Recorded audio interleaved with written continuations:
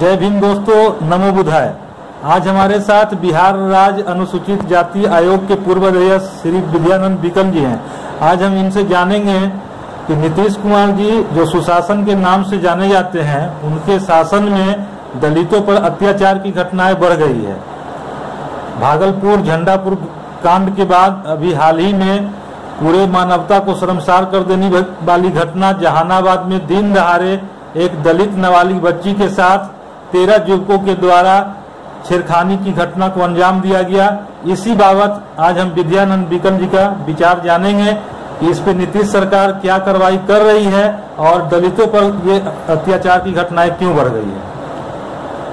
आपका स्वागत है मेरे चैनल पे विद्यानंद बिकल जी। जय भीम। बहुत बहुत धन्यवाद कि आपने चैनल शुरू किया है और बहुजनों के जो सवाल है, ज्वलंत मुद्दे हैं, आपके माध्यम से हाईलाइट हो रहा है। इसके लिए आपको और ख़ास करके आपके चैनल को, दर्शकों को भी मैं धन्यवाद देता हूँ।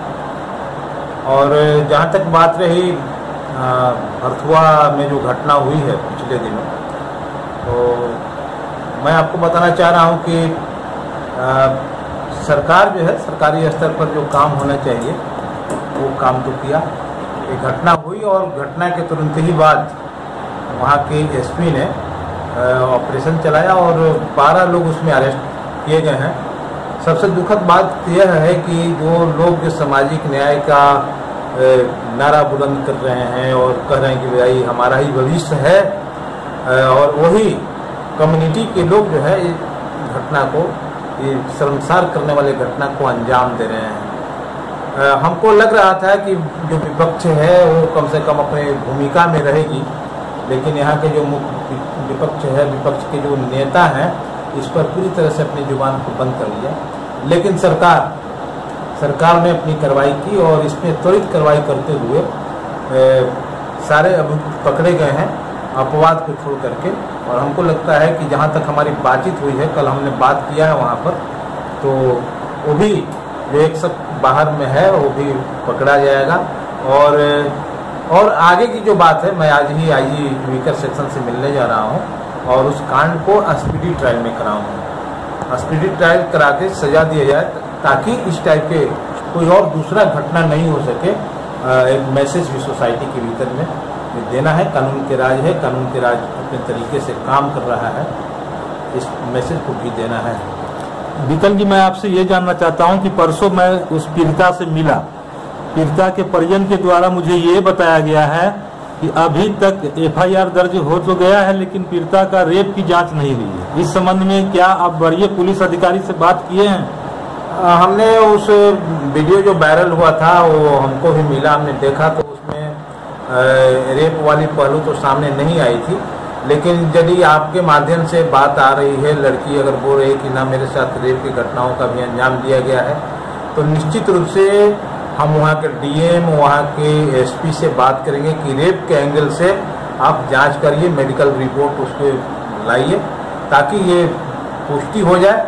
और इसीलिए स्पीडी ट्रायल वाली बात को हम इसमें हाईलाइट कर रहे हैं कि स्पीडी ट्रायल हो।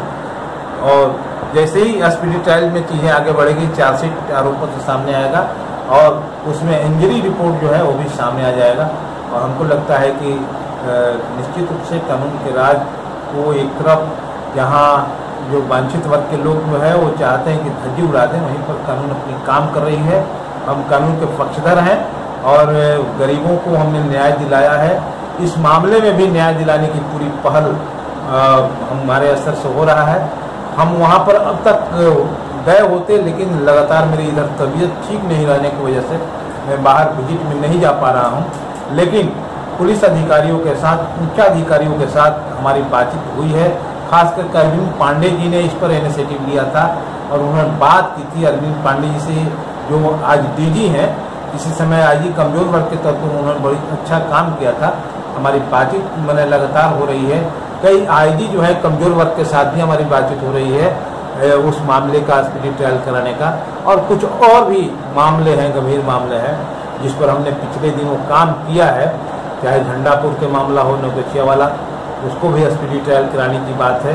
उसमें अन्य काम तो हो गया है, वहाँ के DIG ने हमारे पास, DM ने हमारे पास सारा रिपोर्ट दे दिया है। गोपालगंज के भी एक मामला आया था, नंदलाल राम के बेटा को भाला से लोगों ने मार दिया था, उसमें भी सारे अपराधी पकड़े गए और उस पर भी काम हुआ है। यहाँ भी हम देख रहे हैं कि पत्रकार नगर में एक घटना हुई थी, उसमें भी कार्रवाई हुई है, हमने इनिशिएटिव लिया था। और ये फिलहाल के जो ये मामला है और बड़ी शर्मनाक घटना का अंजाम जहानाबाद में भरथुआ में लोगों ने दिया है, उनको दंड मिलना चाहिए, गंभीर दंड मिलना चाहिए इस पहलू पर। और ये दंड तभी मिलेगा जब कांड का स्पीडी ट्रायल होगा। हम समझ रहे हैं कि जो नीतीश सरकार है, सुशासन की सरकार है, कानून को, राज्य को स्थापित करने के लिए कानूनी प्रक्रिया में कहीं विलम्ब नहीं करेगी और काम को आगे करेगी।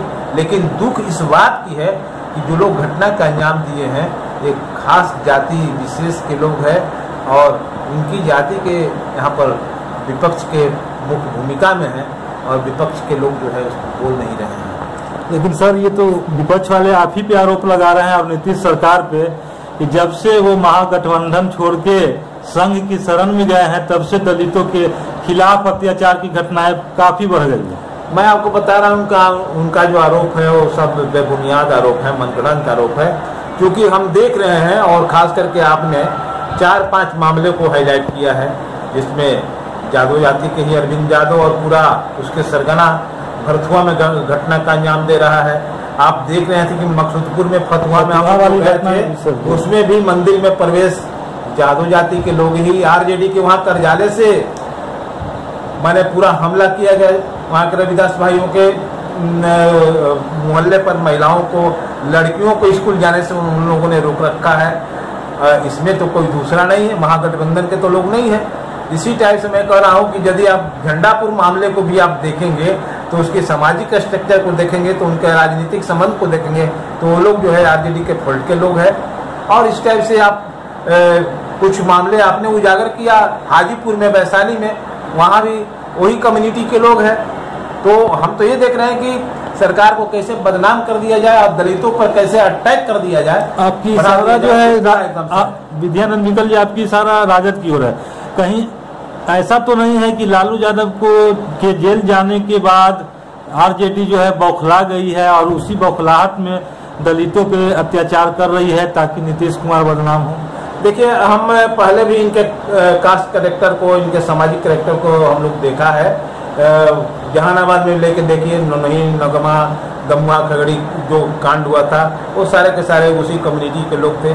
और दूसरी बात है कि लालू जी तो जो गए हैं वो कोई भारत के और पाकिस्तान की लड़ाई में नहीं गए हैं जेल, वो पशुपालन के मामले में गए हैं, घोटाला में गए हैं और जो उन्होंने पाप किया था उसको सजा वो भोग रहे हैं। लेकिन जो उनका सत्ता जो टूट गई, सत्ता से जो बेदखल हुए तो उनके सोशल बेस में जो है बौखलाहट है और दलितों में खास करके रविदास कम्युनिटी को वो सेंटर में रख करके सब कुछ कर रहे हैं। मकसूदपुर की घटना में रविदास और उधर से जो है RJD के लोग हैं। आप देख लीजिएगा कि ये भरथुआ में भी लड़की जो है रविदास कम्युनिटी के है, अंजाम देने वाला Arvind Yadav and gang group है। इसी टाइप से वैशाली में भी वही सब सामने आते हैं। वैशाली में जो है रविदास लोगों को कुआं से पानी नहीं मिल दिया, हम वही मैं बोल रहा हूँ। तो हम तो देख रहे हैं कि उनकी सत्ता जाने का गम है और नीतीश सरकार को कैसे बदनाम कर दिया जाए और उनके जो महादलित जो उनके फोल्ड में है, उनके पॉलिटिकल बेस है, उसको कैसे हम अटैक करके उसको बाहर निकालें। उनका ये पॉलिटिकल एजेंडा है। हम यहाँ तक बता रहे हैं कि खुद नीतीश कुमार जी के ऊपर में जो हमला हुआ वहाँ नंदन में तो वो भी आप देखिएगा तो स्ट्रक्चर में मुख्य भूमिका जो है उन्हीं का है। एक तरफ जा रहे हैं तेजस्वी तो उनके ऊपर फूल और गुलाब की माला बरसता है। अब मुख्यमंत्री गए तो घेर करके मैंने पथराव, उनको मारने की पूरी षड्यंत्र साजिश और सामने किसको खड़ा कर दिया वहाँ पर रविदास और मुसर कम्युनिटी के लोगों को एक बहाना बना करके, समझे कि नहीं।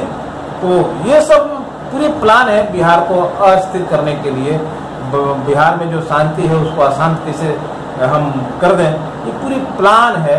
और हमको लगता है कि रास्ता ठीक ठाक नहीं है। ये रास्ता जो है विकास का नहीं है, ये अवरोध का रास्ता है। और आप यदि पहले ही अवरोध पैदा कर रहे हैं, सत्ता कोई चुनौती पेश कर रहे हैं तो जनता बिहार की जानती है, समय पर जवाब देगी। आपका बहुत बहुत धन्यवाद विद्यानंद विकल जी मेरे चैनल पे आने के लिए। और तमाम दर्शकों से मेरा आग्रह है, निवेदन है कि मेरे चैनल को जरूर सब्सक्राइब करें, वीडियो लाइक करें, शेयर करें।